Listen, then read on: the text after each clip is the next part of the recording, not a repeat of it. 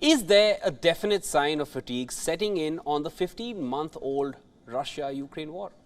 A number of actors are pushing to secure a negotiated settlement to the conflict that has been raging on for more than 15 months. While China has offered to broker peace and send its special envoy, Denmark too has shown an eagerness to bring the warring sides to the table.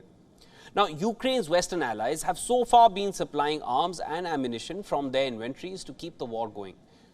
Some of them have also vowed to support Ukraine for as long as it takes. But according to a new report in an Italian daily, the G7 countries are also preparing for a situation where the warring sides get back to the negotiating table. Quoting sources, the report says G7 countries are secretly working on a set of security guarantees to be offered to Kyiv in case a settlement is reached in the Ukraine conflict, adding that the G7 countries are also moving a defense mechanism for Ukraine.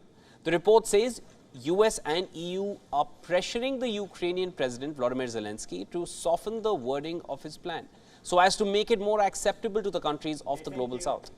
Now, in return, Kyiv may obtain political guarantees such as the opportunity to begin accession negotiations with the EU. In this regard, the report says the EU summit in December could be decisive. Quoting its own sources, Russian news agency TASS says the US wants the conflict in Ukraine to end as soon as possible. Now, arguing that failing to do so, the crisis could end up curtailing the re-election prospects of US President Joe Biden.